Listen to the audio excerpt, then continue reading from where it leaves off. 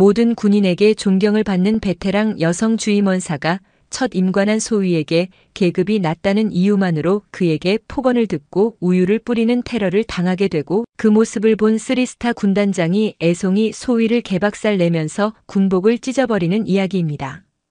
영상 시청 이전에 구독과 좋아요 부탁드리겠습니다. 저희에게 큰 힘이 됩니다. 2015년 늦가을 강원도 화천의 공기는 이른 새벽부터 칼날처럼 차가웠다. 대한민국 육군 제7보병사단 별칭 칠성부대의 주둔지는 짙은 산안개에 잠겨 있었다. 안개를 뚫고 가장 먼저 불을 밝히는 곳은 언제나 사단 직할대 주임원 사실이었다. 올해로 48, 군 생활 30년 차에 접어든 강은하 주임원사는 이미 전설이었다. 그녀는 1980년대 후반 여군이 전투부대에서 부사관으로 복무하는 것 자체가 드물었던 시절에 군에 입대했다. 숱한 편견과 유리천장을 오직 실력과 헌신으로 깨부수며 지금의 자리에 올랐다.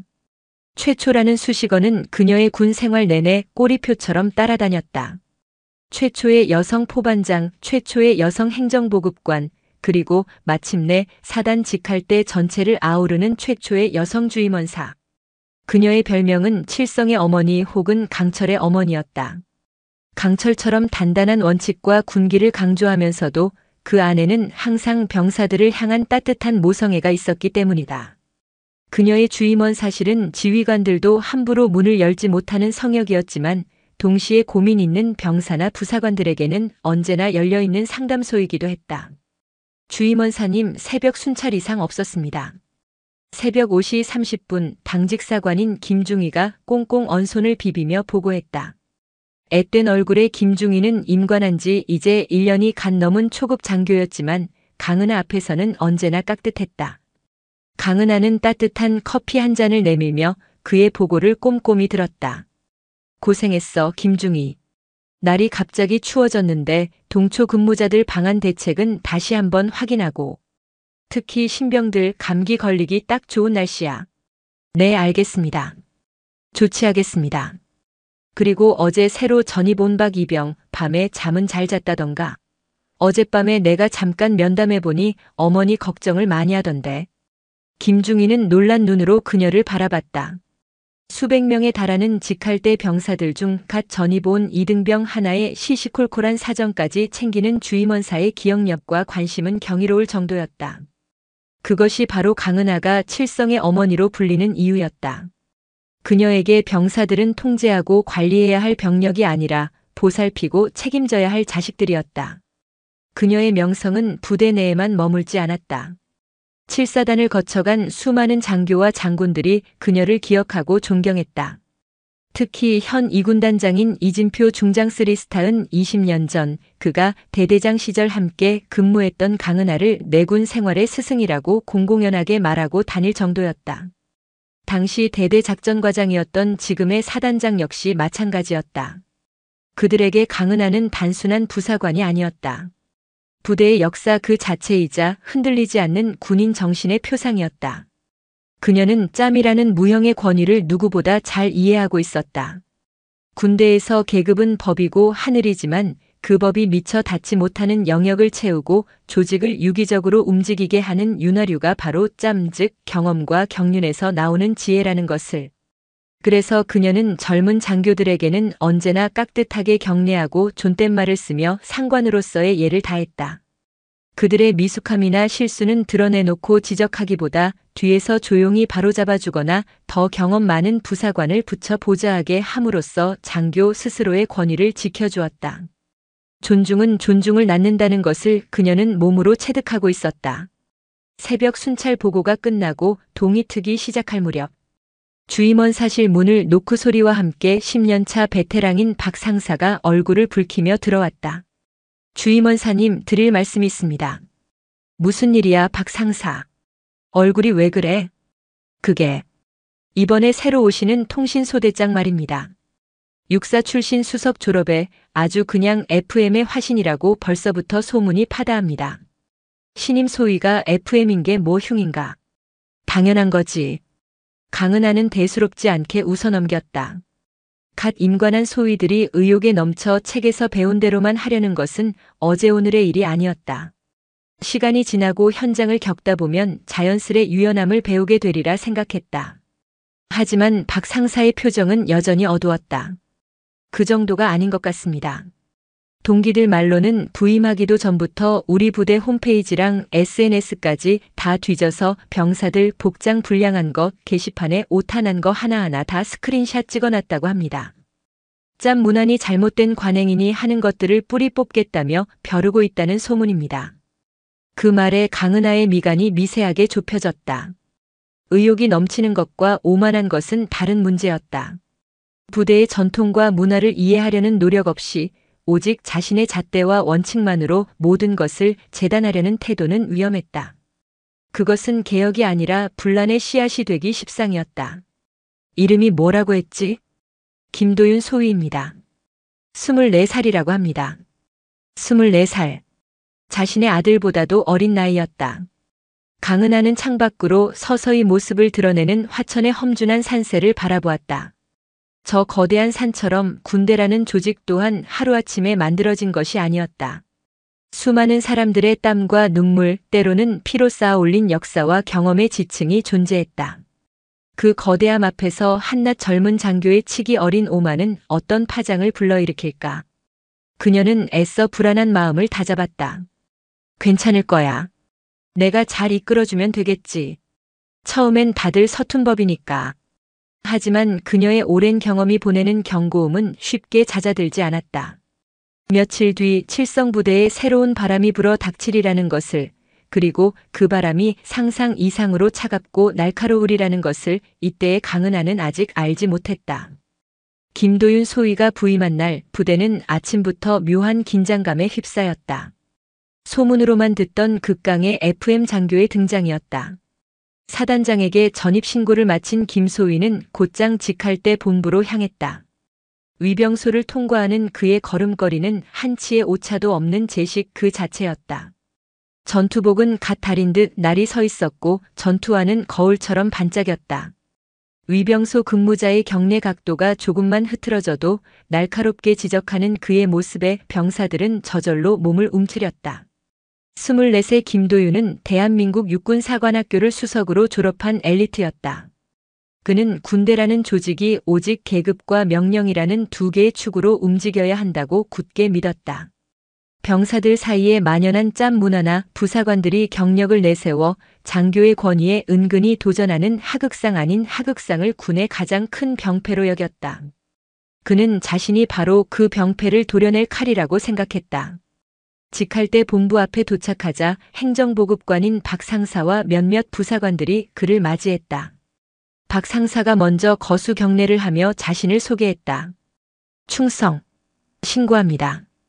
행정보급관 상사 박철민 신임 소대장님의 부임을 진심으로 환영합니다. 김도윤은 박 상사의 경례를 굳은 표정으로 받았다. 그리고는 그의 전투복을 위아래로 훑어보았다. 박 상사. 네, 소위님. 전투복 상의 하단에 실밥이 풀려 있군. 즉시 시정하도록. 박 상사의 얼굴이 순간 굳었다. 십수년 군 생활을 하며 달고 다른 전투복이었다. 전입 온 첫날 첫 대면에서 나온 지적이 고작 전투복 실밥이라니. 주변에 있던 다른 부사관들의 표정도 미묘하게 변했다. 하지만 김도윤은 아랑곳하지 않았다. 그에게 군인의 복장은 곧 군기 그 자체였다. 그때 본부 건물 안에서 강은하 주임원사가 걸어 나왔다.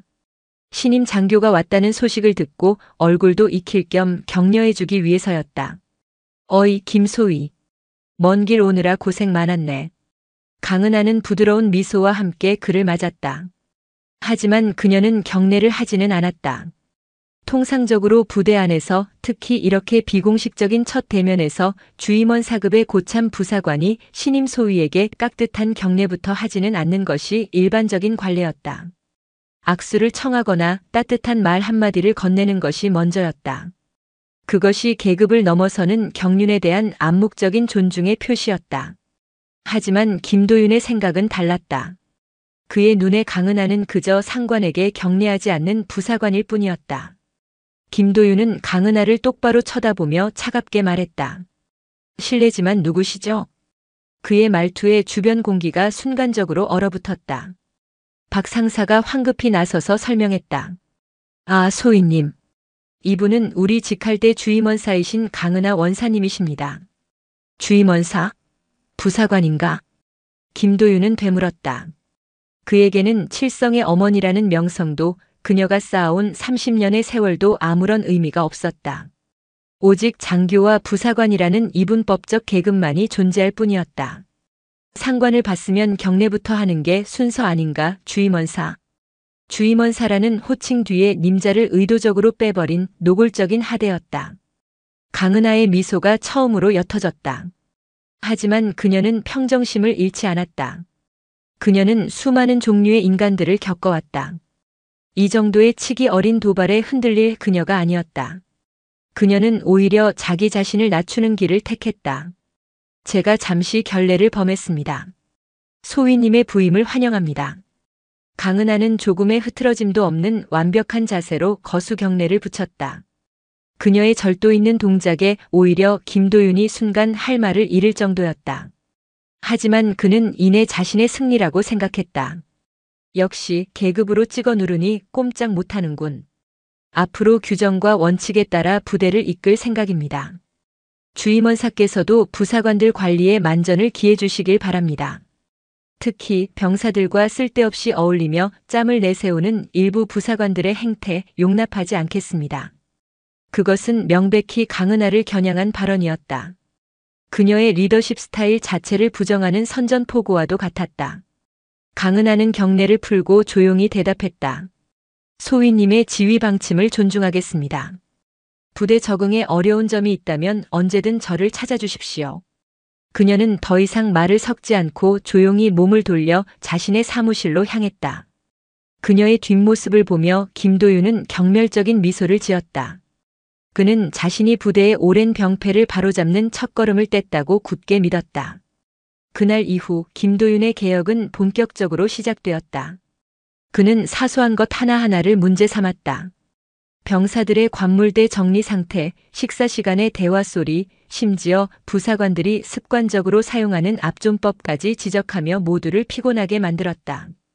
그는 매일 아침 통신소대 병사들을 연병장에 집합시켜 제식 훈련을 시켰고 조금이라도 틀리면 끝없는 얼차려를 부여했다. 부대의 분위기는 급격히 경직되었다. 웃음소리가 사라졌고 병사들과 부사관들은 새로운 소대장의 눈치를 보기에 급급했다. 강은하는 이 모든 상황을 묵묵히 지켜보았다. 그녀는 김도윤 소위와 몇 차례 대화를 시도했다. 훈련의 효율성이나 병사들의 사기 문제를 들어 부드럽게 조언했지만 그는 번번이 그녀의 말을 구시대적 발상 혹은 원칙을 무시하는 위험한 관행으로 치부하며 묵살했다. 주임원사, 당신은 부사관의 정점이지 장교의 스승이 아닙니다. 제 지위에 간섭하지 마십시오. 당신의 역할은 제 명령을 듣고 부사관들을 통제하는 것, 그뿐입니다. 김도윤의 오만함은 날이 갈수록 심해졌다. 그는 강은하를 의도적으로 무시했고 여러 사람이 있는 앞에서 그녀에게 면박을 주는 일도 서슴지 않았다. 부대의 모든 부사관들은 분노했지만 군 생활 30년의 대선배이자 정신적 지주인 강은하가 묵묵히 인내하는 모습을 보며 자신들도 입을 다물 수밖에 없었다. 하지만 그들의 인내는 아슬아슬한 임계점을 향해 달려가고 있었다. 그리고 그 임계점은 모두가 예상치 못한 가장 굴욕적인 방식으로 터져나오고야 말았다. 사건은 김도윤 소위가 부임한 지 2주가 지난 어느 날 점심시간에 터졌다. 그날따라 식당 메뉴로 군용 우유가 배식되었다. 병사들은 왁자지껄 떠들며 식사를 하고 있었고 부사관들 역시 한 테이블에 모여 이런저런 이야기를 나누고 있었다. 삭막해진 부대 분위기 속에서 유일하게 숨통이 트이는 시간이었다. 강은하 주임원사는 갓 휴가에서 복귀한 젊은 하사 2명과 마주 앉아 있었다. 그녀는 휴가는 잘 다녀왔는지, 부모님은 건강하신지 등을 물으며 따뜻하게 그들을 챙겨주고 있었다. 하사들의 얼굴에는 오랜만에 웃음꽃이 피었다. 그때 식판을 들고 식당에 들어선 김도윤 소위의 눈에 그 광경이 들어왔다. 그의 눈에는 나이 많은 부사관이 젊은 부사관들과 히히덕거리며 군기를 빼놓는 모습으로밖에 보이지 않았다. 더구나 자신이 들어왔음에도 불구하고 강은하와 하사들은 자리에서 일어나 경례를 하지 않았다. 물론 식사 중인 병사나 간부가 장교가 들어올 때마다 일어나는 것은 비효율적이고 불필요한 일이었기에 암묵적으로 생략되는 것이 관례였다. 하지만 김도윤에게 관례는 곧 타파해야 할 병폐였다. 그는 성큼성큼 강은하가 앉은 테이블로 걸어왔다. 그의 험악한 표정에 주변의 소음이 서서히 잦아들었다. 주임원사. 차가운 목소리가 식당에 울려 퍼졌다. 강은하는 자리에서 일어나 그를 마주 보았다. 함께 있던 하사들도 황급히 일어나 뻣뻣하게 굳었다. 상관이 식당에 들어왔는데 식사 중이라는 핑계로 경례를 생략해도 된다고 누가 가르치던가. 소위님, 병사들과 간부들이 편안하게 식사해야 할 시간에 불필요한 긴장을 조성하고 싶지 않았습니다. 용무가 있으시면 식사 후에. 강은하가 침착하게 설명하려 했지만 김도윤은 그녀의 말을 잘랐다. 용무. 내 용무는 당신의 그 불량한 군인 정신을 바로잡는 것이다. 그의 목소리는 점점 커졌다. 식당에 있던 모든 병사들과 간부들의 시선이 그들에게로 쏠렸다. 계급이 벼슬인 줄 아는가? 짬 좀 찼다고 해서 뭐라도 된 것 같나? 당신 같은 구시대적 부사관들이 군기를 좀먹고 조직을 썩게 만드는 암적인 존재라는 걸 왜 모르나? 김도윤은 이성을 잃고 있었다. 자신의 원칙이 존중받지 못했다는 생각에 사로잡혀 공개적인 장소에서 한 사람의 인격을 무참히 짓밟고 있었다. 강은하는 아무 말 없이 그를 바라보았다. 그녀의 눈빛은 분노나 슬픔이 아니었다. 깊은 연민과 실망감에 가까웠다. 젊은 장교의 그릇된 신념이 얼마나 위험한지를 온몸으로 느끼고 있었다. 그녀의 그 침착한 태도가 김도윤의 분노에 더욱 불을 질렀다. 그는 자신의 식판 위에 놓여있던 200ml 우유갑을 집어들었다. 내가 너의 상관이다. 아직도 그 사실을 모르겠나, 강은하 원사. 그는 주임원사라는 직책 대신 그녀의 이름을 직접 부르는 모욕을 가했다. 그리고 다음 순간 그는 모두가 경악하는 행동을 저질렀다. 김도윤은 우유갑을 열어 강은하의 머리 위로 그대로 쏟아부었다. 촤아그.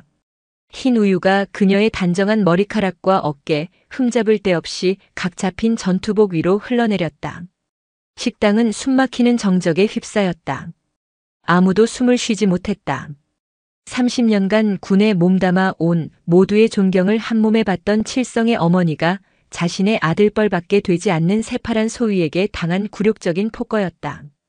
우유가 뚝뚝 떨어지는 전투복을 입은 채 강은하는 미동도 없이 서 있었다.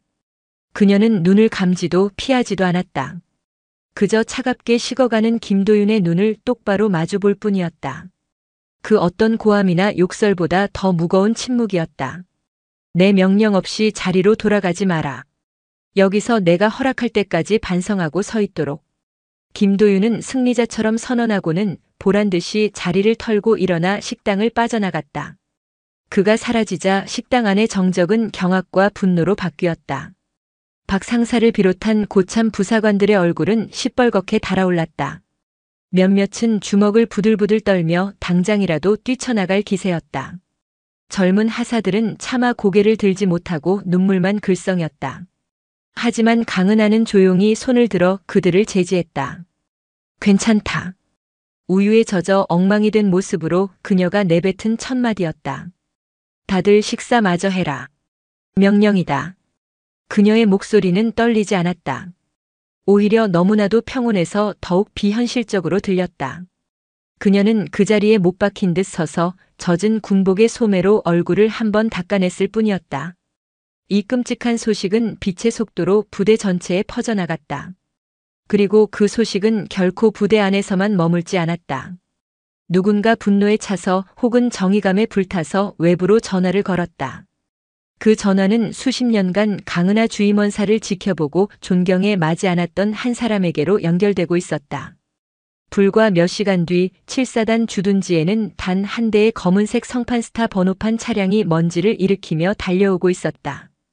차량의 번호판에는 별 3개가 선명하게 빛나고 있었다. 이군단장 이진표 중장이었다. 그의 얼굴은 분노로 이글거리고 있었다. 칠성의 어머니에게 가해진 모욕은 그에게는 자신의 어머니에게 가해진 모욕과도 같았다. 거대한 폭풍이 화천의 작은 부대를 덮치기 직전이었다. 2군단 사령부가 위치한 춘천에서 7사단이 있는 화천까지는 지척이었다. 하지만 그날 이진표 중장이 타고 온 검은색 지휘 차량이 일으키는 흙먼지는 마치 수백 리를 단숨에 달려온 듯한 기세였다. 차량이 사단 위병소를 통과할 때 근무자들은 성판에 새겨진 별 3개를 보고 숨을 멈췄다. 군단장의 예고 없는 방문. 그것도 사단장이나 참모장을 대동하지 않은 단독 방문은 부대 전체를 뒤흔드는 재앙의 전조와도 같았다. 차량은 사단 본부 건물 앞에 급정거하듯 멈춰섰다. 굳게 닫힌 뒷좌석 문이 열리고 이진표 중장이 모습을 드러냈다. 그의 얼굴은 분노로 시뻘겋게 상기되어 있었고 관자놀이의 핏줄이 툭툭 붉어져 나올 듯 꿈틀거렸다. 그는 전속부관이 문을 열어줄 새도 없이 직접 문을 박차고 나온 참이었다. 사단장 어디 있어? 고함과도 같은 목소리가 사단 본부 전체를 울렸다. 소식을 듣고 황급히 뛰어나온 사단장 소장과 참모장 준장의 얼굴이 하얗게 질렸다. 충성. 군단장님 어인일로. 사단장이 경례를 붙이며 다가섰지만 이진표 중장은 그의 경례를 받는 둥 마는 둥 하며 어깨를 거칠게 밀쳤다. 어인일. 자네 부대에서 내 어머니 같은 분이, 내군 생활의 스승 같은 분이 새파란 애송이한테 우유 세례를 받는 끔찍한 모욕을 당했는데 지금 나한테 어인일이냐고 묻는 건가? 군단장의 입에서 터져나온 말에 사단장은 할 말을 잃었다. 그는 이미 보고를 받고 사태의 심각성을 파악한 상태였다. 하지만 군단장이 이토록 빨리 그리고 이렇게까지 경로에서 직접 달려올 줄은 꿈에도 몰랐던 것이다. 송구합니다, 군단장님. 즉시 뭘 해? 자네는 지금껏 뭘 하고 있었나? 강은하 원사가 어떤 사람인지 자네도 잘 알지 않나? 자네가 대위 달고 작전과장 할 때 그 사람이 밤새워가며 자네 작전 계획서 오타 잡아주고 브리핑 자료 챙겨주던 거 벌써 잊었나? 그때 자네가 그랬지. 강 원사님 같은 분이 계셔서 우리 부대가 돌아간다고. 그런데 지금 그 입으로 송구하다는 말이 나와? 이진표 중장의 질책은 사단 본부의 모든 장교와 병사들이 듣는 앞에서 계속되었다. 그것은 단순한 상급자의 질책이 아니었다. 한 사람의 군인이 다른 군인에게 보내는 깊은 실망감의 표출이었다. 그 애송이 소위 이름이 뭔가? 김도윤 소위입니다. 어디 소속이지? 직할대 통신소대장입니다. 당장 그놈 데려와. 아니, 내가 직접 간다. 사단장, 자네는 여기 꼼짝 말고 서 있어. 자네 부대에서 일어난 이 치욕스러운 일을 자네 부대원들 모두가 똑똑히 지켜보게 해. 이게 바로 지휘관이 부하를 제대로 건사하지 못했을 때 어떤 꼴을 당하는지 보여주는 본보기니까. 이진표 중장은 더 이상 사단장을 상대하지 않았다. 그는 성큼성큼 직할대 본부 방향으로 걸음을 옮겼다. 그의 뒤를 전속부관과 운전병만이 허둥지둥 뒤따랐다. 그의 등 뒤에서는 사단장이 망부석처럼 굳어 서 있었고 사단 본부의 모든 장병들은 숨막히는 침묵 속에서 그가 향하는 곳을 바라볼 뿐이었다. 소문은 군단장의 차량보다 더 빨리 직할대에 도착했다. 군단장이 강은하 주임원사 일로 경로하여 직접 부대로 오고 있다는 소식에 직할대 본부는 발칵 뒤집혔다. 박 상사를 비롯한 부사관들은 통쾌함과 불안감이 뒤섞인 표정으로 웅성거렸다. 꼴 좋다, 그 싸가지 없는 놈. 군단장님이 어떤 분인데? 강 주임원사님하고는 보통 인연이 아니시잖아. 그래도 괜찮을까? 일이 너무 커지는 거 아니야? 그 시각 사건의 장본인인 김도윤 소위는 자신의 소대장실에서 태연하게 업무를 보고 있었다. 그는 자신의 행동이 정당했다고 굳게 믿었다.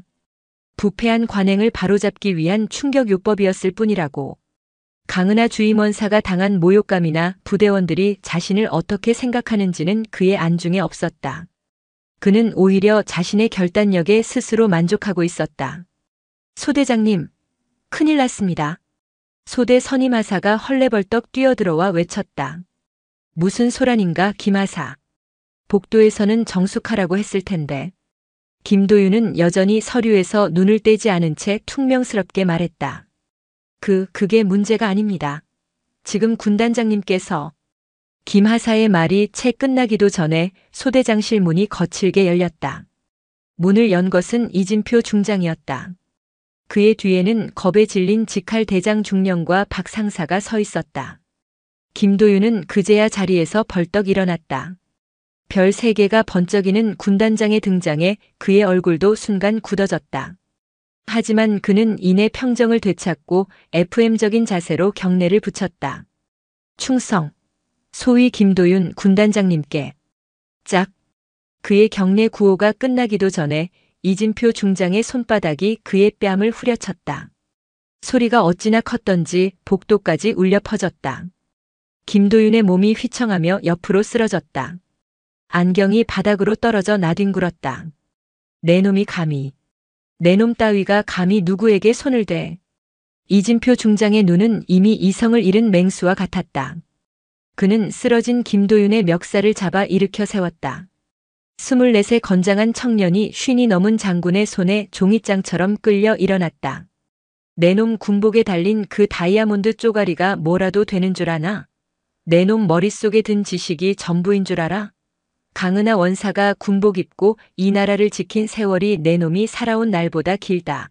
내 놈이 엄마젖 빨고 있을 때 그분은 혹한기 칼바람 속에서 밤새워 진지를 지켰고 내 놈이 책상에 앉아 편하게 공부할 때 그분은 아픈 병사들 손잡고 밤새 간호했어. 그런데 내가 내까지 깨. 이진표 중장은 김도윤의 멱살을 잡은 채 사무실 벽으로 거칠게 밀어붙였다. 쿵. 둔탁한 소리와 함께 김도윤의 등이 벽에 부딪혔다. 그는 고통에 찬 신음을 내뱉었지만 군단장의 분노는 멈추지 않았다. 이것은 단순한 폭력이 아니었다.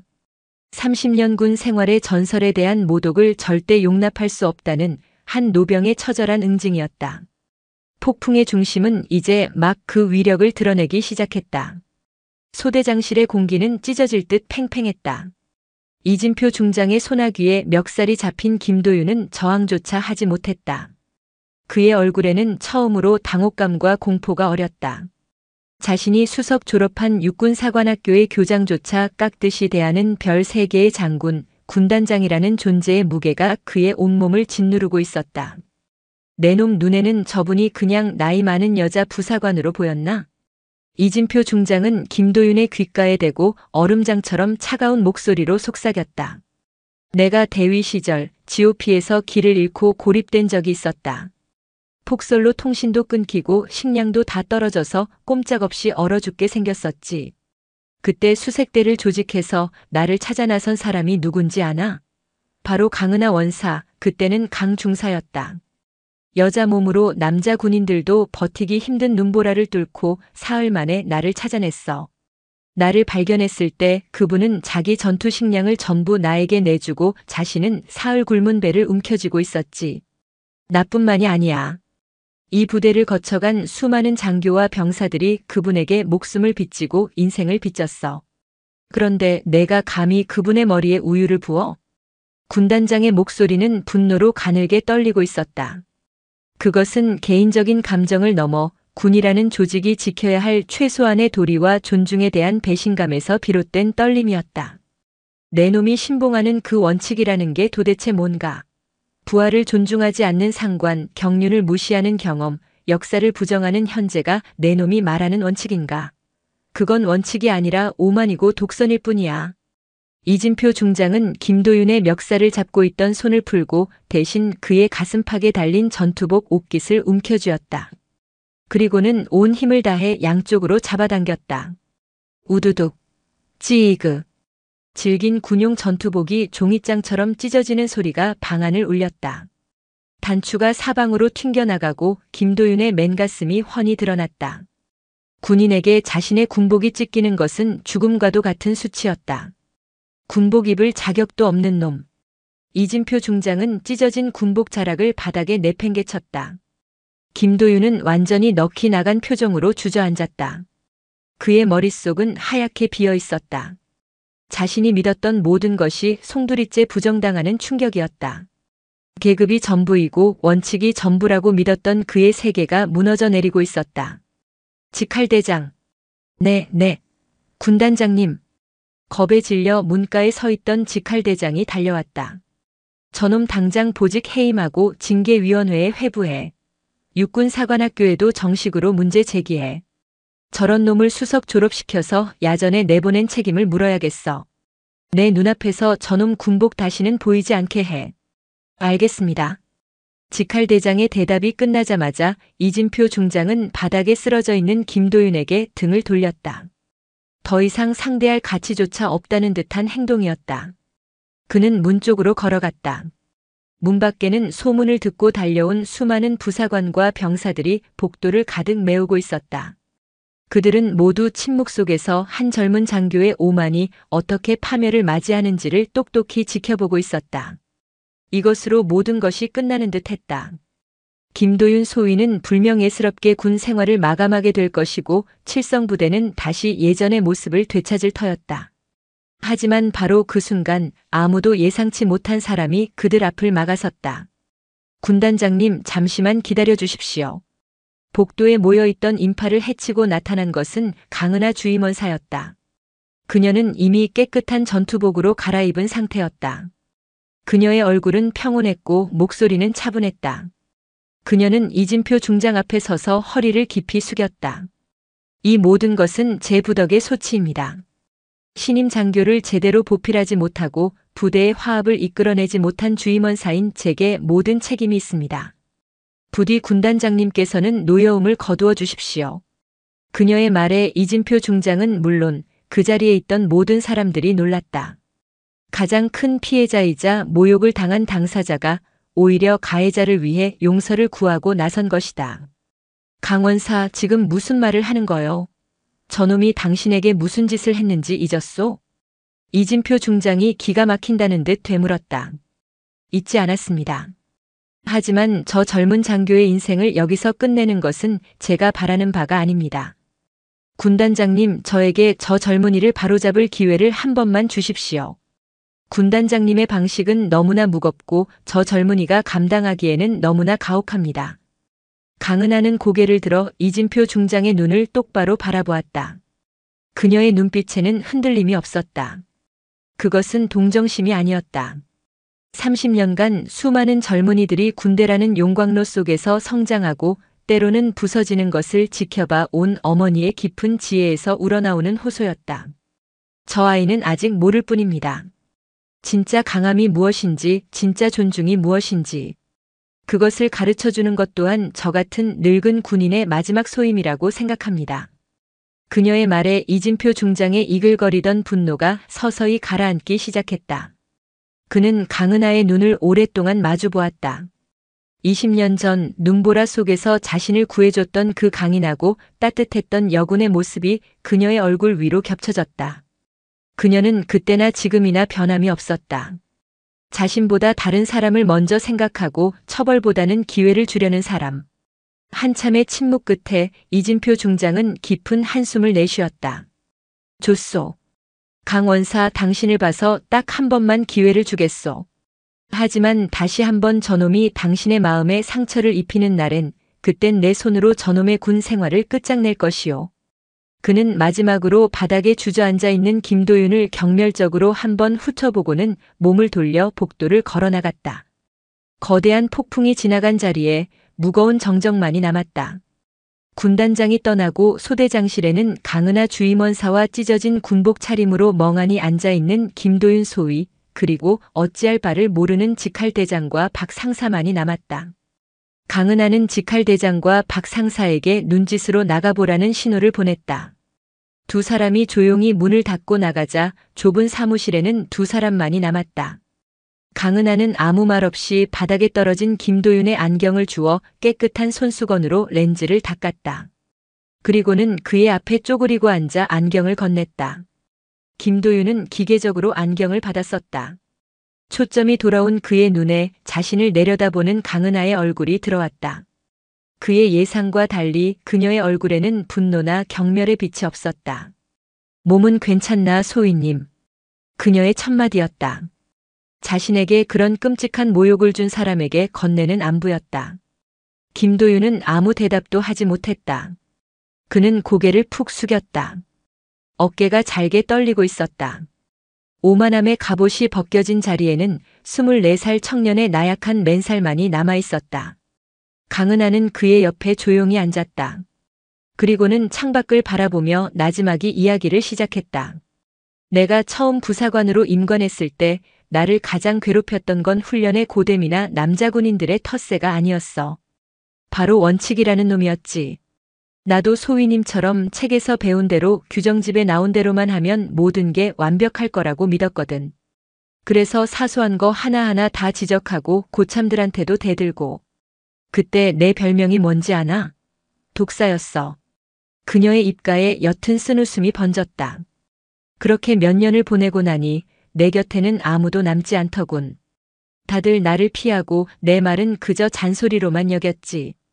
부대는 점점 삐걱거렸고 성과는 곤두박질 쳤어. 그때 깨달았지. 군대는 기계가 아니라는 걸. 사람이 움직이는 조직이라는 걸 말이야. 그녀는 김도윤 쪽으로 고개를 돌렸다. 소위님, 원칙은 중요해. 규율도 중요하지. 하지만 그보다 더 중요한 게 있어. 그건 바로 유연함이야.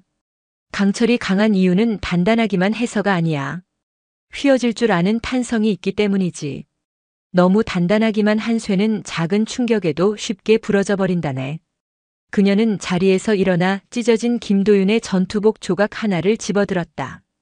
이 군복 참 질기지. 하지만 힘을 주니 이렇게 찢어져 버렸어.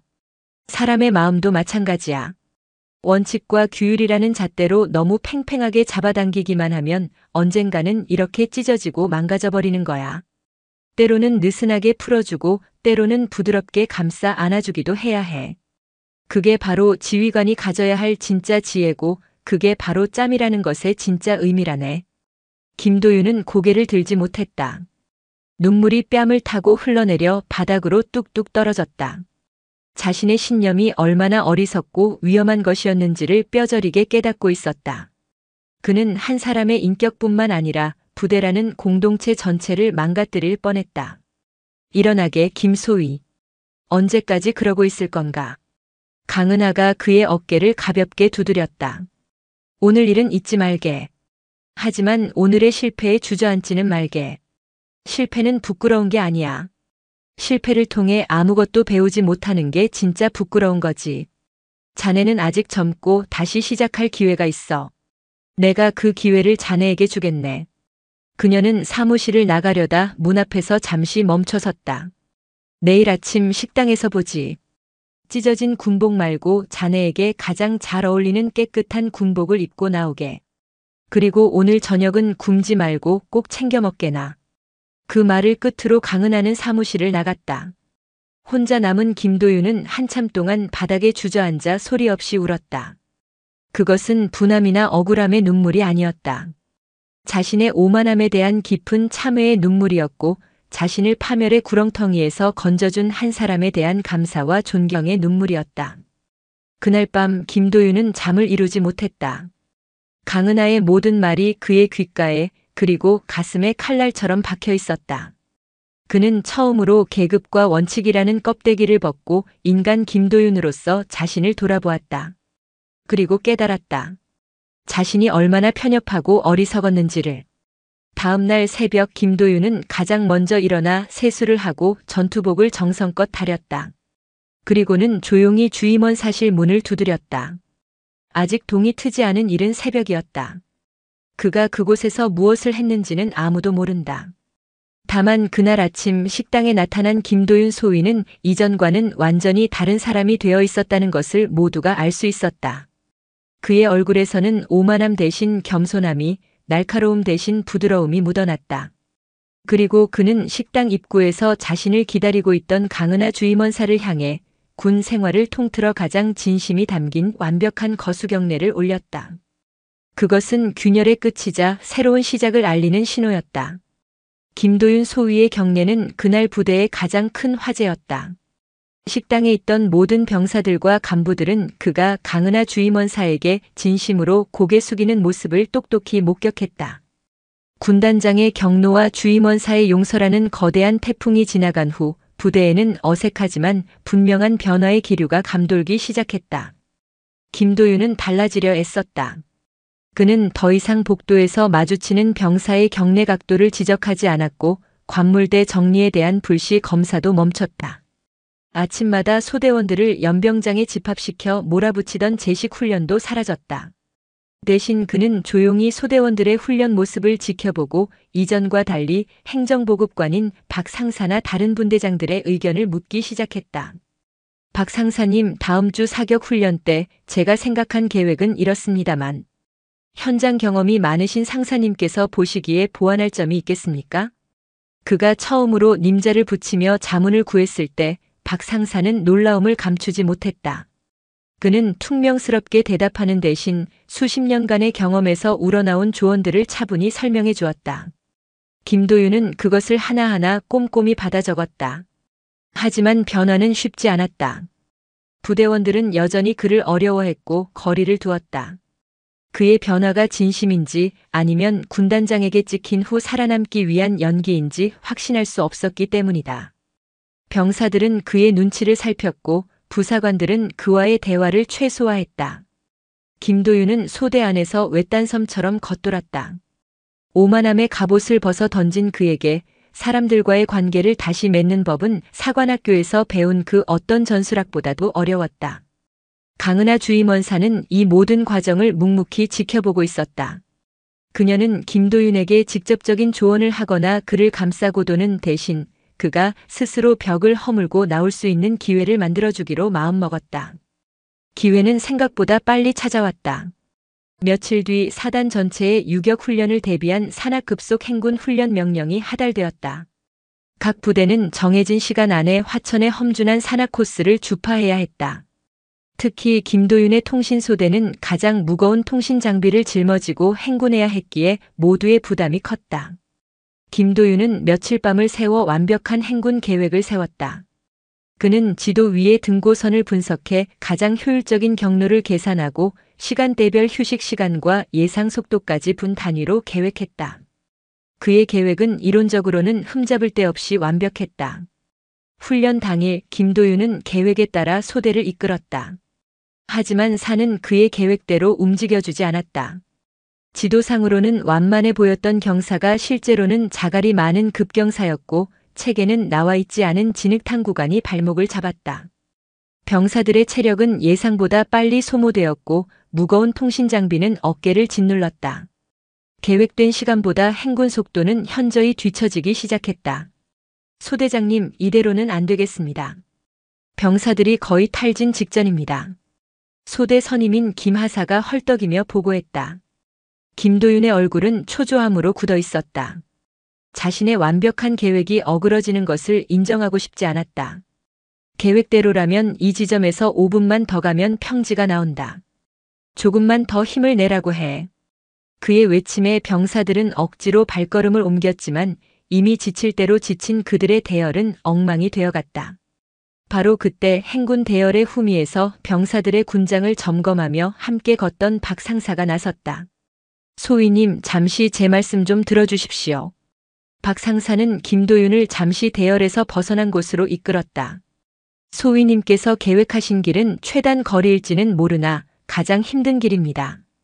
이 산을 20번도 더 넘어본 제 경험으로는 여기서 500m쯤 옆으로 돌아가면 겉보기엔 멀어 보여도 훨씬 길이 평탄한 오솔길이 나옵니다. 시간은 10분 정도 더 걸릴지 몰라도 병사들 체력은 훨씬 아낄 수 있습니다. 김도윤은 순간 갈등했다. 자신의 계획을 포기하고 경험이라는 불확실한 요소에 의지해야 하는 상황이었다. 예전에 그였다면 말도 안 되는 소리라며 일축했을 것이다. 하지만 그는 며칠 전 찢어졌던 자신의 군복과 강은하 주임원사의 얼굴을 떠올렸다. 확실합니까? 그 길이? 제군 생활을 걸겠습니다. 박 상사의 단호한 대답에 김도윤은 마침내 결심했다. 그는 무전기를 들고 외쳤다. 전 소대원 들어라. 행군 경로를 변경한다. 박 상사의 지시에 따라 이동한다. 그의 결정에 병사들의 얼굴에 잠시 놀라움이 스쳤지만 이내 안도하는 기색이 역력했다. 박 상사가 앞장서서 이끄는 오솔길은 그의 말대로였다. 길은 조금 돌아가는 듯 했지만 훨씬 평탄했고 무성한 나뭇잎이 그늘을 만들어 주었다. 병사들은 한숨 돌리며 다시 힘을 낼 수 있었다. 결과적으로 김도윤의 소대는 목표 지점에 다른 소대들보다 5분 늦게 도착했다. 하지만 단 한 명의 낙오자도 없었고 병사들의 얼굴에는 힘든 훈련을 완수했다는 성취감이 가득했다. 반면 최단 경로를 고집했던 다른 소대에서는 부상자와 탈진자가 속출했다. 훈련이 끝난 후 김도윤은 흥먼성이 그대로인 채 박 상사에게 다가가 고개를 숙였다. 고맙습니다, 상사님. 상사님 덕분에 소대원들을 지킬 수 있었습니다. 박 상사는 어색하게 웃으며 그의 어깨를 툭 쳤다. 별 말씀을. 원래 산 타는 건 책으로 배우는 게 아닙니다. 몸으로 배우는 거지. 그 모습을 멀리서 지켜보던 강은하 주임원사의 입가에 희미한 미소가 떠올랐다. 얼어붙었던 땅에 작은 균열이 생기고 그 틈으로 따뜻한 화해의 싹이 돋아나고 있었다. 김도윤 소위는 짬이라는 언어의 첫 단어를 그렇게 온몸으로 배우고 있었다. 산악행군 훈련 이후 김도윤 소위와 부대원들 사이의 얼음은 조금씩 녹아내렸지만 완전한 신뢰가 쌓이기까지는 시간이 더 필요했다. 결정적인 계기는 전혀 예상치 못한 곳에서 찾아왔다. 어느 금요일 오후 부대는 한껏 들뜬 분위기였다. 주말 외박과 휴가를 앞두고 병사들은 저마다의 계획에 부풀어 있었다. 그런데 바로 그 순간 사단 정보참모부에서 긴급 지시가 내려왔다. 다음 주 월요일 군단 직속의 정보통신 보안 감사가 불시에 실시될 예정이라는 첩보였다. 부대는 발칵 뒤집혔다. 특히 통신소대를 책임지고 있는 김도윤에게는 날벼락 같은 소리였다. 보안 감사는 부대의 가장 민감하고 중요한 부분을 점검하는 일이었다. 수많은 통신 장비의 암호 체계, 보안 서류, 통신망 관리 실태 등 점검 항목만 수백 가지에 달했다. 하나라도 문제가 생기면 소대장인 자신은 물론 직할대장과 사단장까지 연대 책임을 져야 하는 중대한 사안이었다. 김도윤은 즉시 소대원들을 비상 소집하고 주말 외박과 휴가를 모두 통제했다. 병사들의 불만이 터져나왔지만 어쩔 수 없었다. 그는 밤을 새워 감사 대비 계획을 세우고 규정집을 뒤져가며 점검 목록을 만들었다. 하지만 문제는 그의 계획과 규정집만으로는 해결할 수 없는 곳에서 터져나왔다. 가장 큰 문제는 비룡, 즉 군용 전술이동 통신체계의 핵심 장비 하나가 갑자기 작동을 멈춘 것이었다. 온갖 방법을 동원해봤지만 원인을 알 수 없었다. 규정대로라면 즉시 상급 부대인 군수지원대대에 수리를 요청해야 했지만 주말이 끼어 있어 빨라야 다음 주 수요일에나 조치가 가능했다.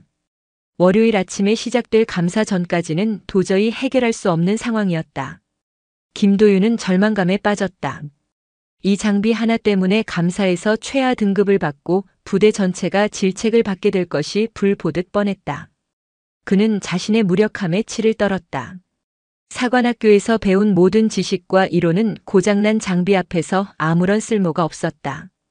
밤늦도록 해결책을 찾지 못하고 머리를 쥐어뜯고 있을 때 누군가 소대장실 문을 두드렸다. 강은하 주임원사였다. 그녀는 따뜻한 커피 2잔을 들고 안으로 들어왔다. 고생이 많군, 김소위. 주임원사님. 면목 없습니다. 김도윤은 고개를 들지 못했다. 강은하는 그의 책상 위에 어지럽게 널린 서류와 규정집들을 한번 훑어보고는 조용히 커피잔을 내려놓았다. 책 속에만 길이 있는 건 아니라네. 그녀는 김도윤을 데리고 밖으로 나갔다. 그들이 향한 곳은 부대에서 가장 낡고 허름한 정비고 한 구석에 위치한 통신반 작업실이었다. 그곳에는 올해로 전역을 앞둔 20해 경력의 통신 정비 담당 오 상사가 혼자 남아 납땜 인두를 붙잡고 있었다. 오 상사 바쁜가? 강은하의 말에 오 상사는 그제야 고개를 들었다. 그는 소문으로만 듣던 김도윤 소위를 보고 잠시 멈칫했지만 강은하의 부드러운 눈빛에 이내 긴장을 풀었다. 아닙니다, 주임원사님. 무슨 일이십니까? 강은하는 상황을 설명했다. 오 상사는 잠시 생각에 잠기더니 고장난 비룡 장비가 있는 곳으로 그들을 안내했다. 그는 청진기처럼 생긴 이상한 도구를 장비 이곳저곳에 대보기도 하고 냄새를 맡아보기도 하더니 이내 무릎을 탁 쳤다. 이거 제 생각엔 전원 공급장치 내부에 있는 10원짜리 동전만 한 축전기 하나가 나간 것 같습니다. 워낙 구형 장비라 습기에 약해서 가끔 이런 일이 생깁니다. 그럼 부품을 교체하면 되겠군요. 김도윤이 희망에 찬 목소리로 외쳤다. 하지만 오 상사는 고개를 저었다. 문제는 이 부품이 단종된 지 10년이 넘었다는 겁니다. 부품 창고에도 재고가 없을 겁니다. 김도윤의 얼굴이 다시 잿빛으로 변했다. 하지만 강은하는 여전히 평온했다. 오 상사 방법이 아주 없는 건 아닐 텐데. 그녀의 말에 오 상사는 머리를 극적이며 난처한 미소를 지었다. 방법이 있긴 합니다만 좀 비공식적인 방법이라. 그가 말한 방법은 놀라웠다. 인근 부대인 27사단 이기자 부대에 자신과 동기인 통신정비관이 있는데 그 부대에는 폐기 직전인 동종의 구형 장비가 몇 대 남아있다는 것이었다. 주말 동안 그에게 연락해서 몰래 부품 하나만 빌려오면 감쪽같이 수리할 수 있다는 이야기였다. 이것은 규정을 어기는 명백한 짬의 방식이었다. 김도윤은 망설였다. 원칙을 어기는 일이었다. 하지만 그는 깨달았다. 때로는 원칙을 지키기 위해 더 큰 것을 잃을 수도 있다는 것을. 부대 전체의 명예와 병사들의 노력이 걸린 문제였다. 제가 책임지겠습니다. 오 상사님 부디 부탁드립니다. 그의 결단에 강은하는 조용히 미소 지었다. 오 상사는 그 길로 동기에게 전화를 걸었고 다음 날 새벽 박 상사가 운전하는 작은 트럭 한 대가 조용히 부대를 빠져나갔다. 일요일 오후 트럭이 돌아왔을 때 그 손에는 작은 축전기 부품 하나가 들려 있었다. 오 상사의 신들린 듯한 손놀림으로 비룡 장비는 거짓말처럼 되살아났다.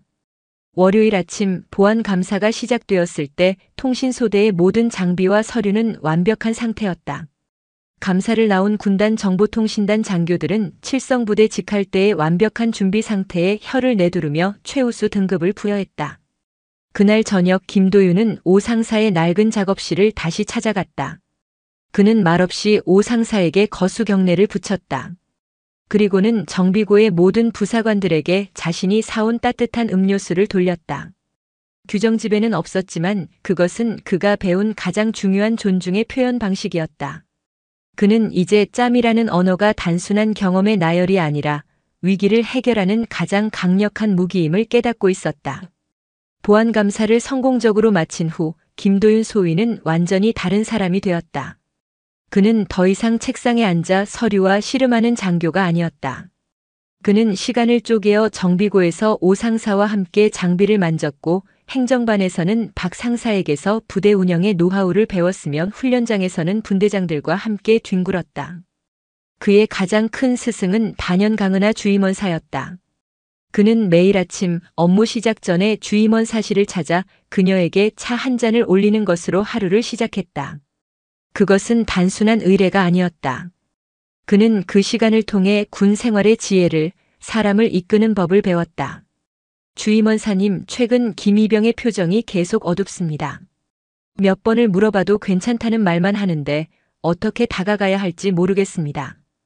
어느 날 아침 김도윤이 고민을 털어놓았다. 예전에 그였다면 군 생활에 적응 못하는 나약한 병사로 치부했을 문제였다. 강은하는 조용히 대답했다. 사람의 마음을 여는 열쇠는 질문이 아니라 공감이라네. 그 아이에게 무슨 일 있냐고 100번 묻는 것보다 나도 너만 한 시절에 어머니가 보고 싶어 밤새 울었다고 한번 말해주는 게 더 큰 위로가 될 수 있지. 그녀는 덧붙였다. 오늘 저녁에 그 아이 어머니께 전화를 한번 드려보게. 아들이 부대 생활 잘하고 있다고, 아주 늠름하고 멋진 군인이 되어가고 있다고. 그리고 그 통화 내용을 슬쩍 그 아이에게 알려주게. 아마 그 아이는 소위님 앞에서 울음을 터뜨릴지도 몰라.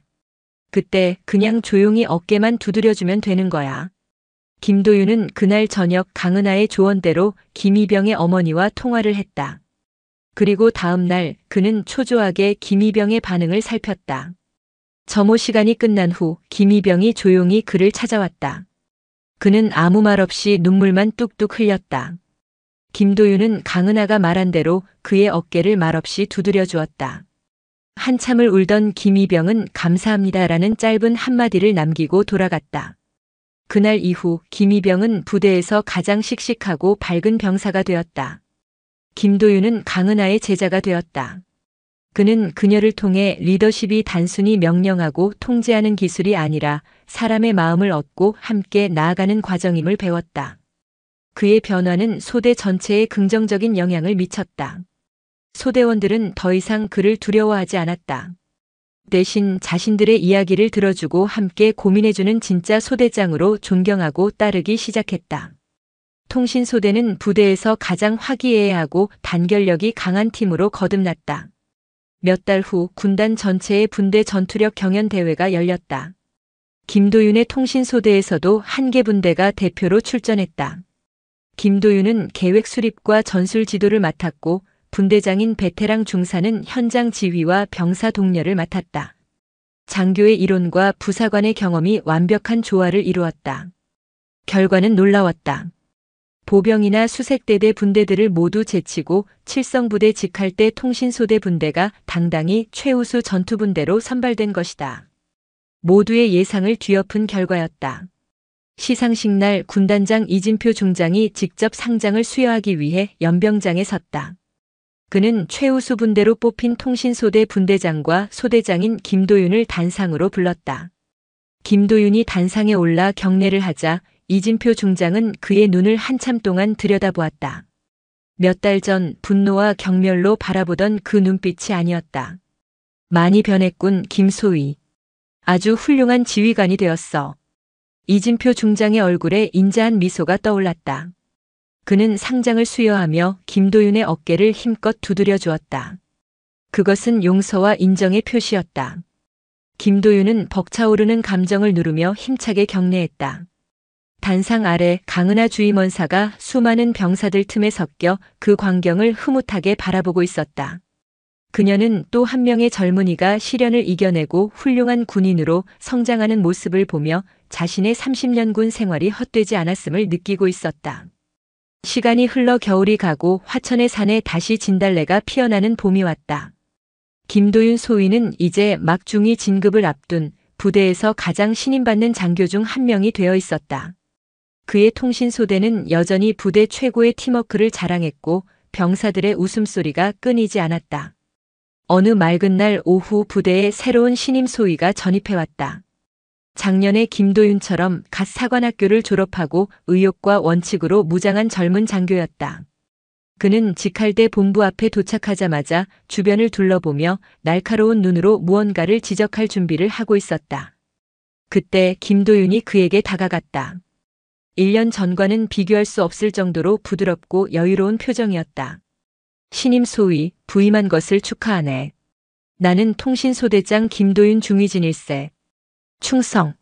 소위 이현수입니다. 신임 소위는 FM적인 자세로 경례했다.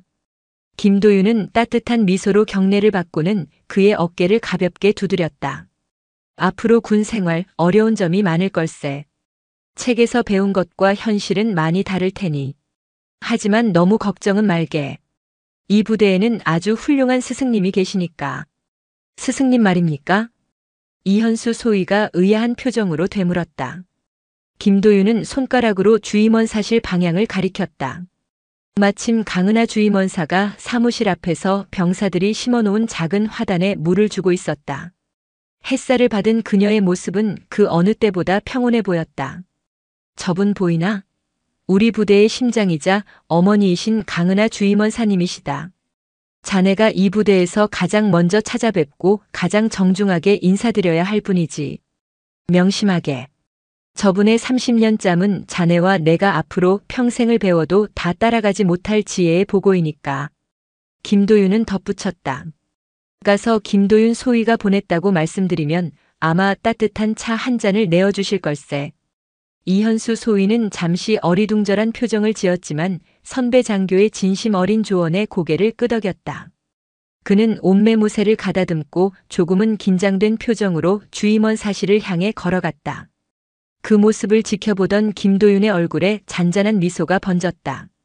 그는 작년의 자신과 그리고 오늘의 새로운 후배 장교의 모습을 통해 깨닫고 있었다.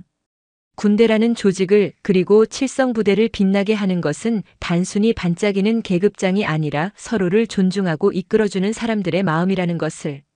강은하 주임원사가 뿌린 지혜의 씨앗은 또 다른 세대로 이어져 험준한 화천의 산자락 아래에서 부대를 더욱 단단하고 따뜻하게 만들고 있었다. 저 하늘의 북두칠성처럼 칠성부대는 수많은 별들이 함께 어우러져 서로를 비추며 그렇게 영원히 빛나고 있었다. 오늘도 시청해 주셔서 감사합니다. 영상이 즐거우셨다면 구독과 좋아요 부탁드리겠습니다.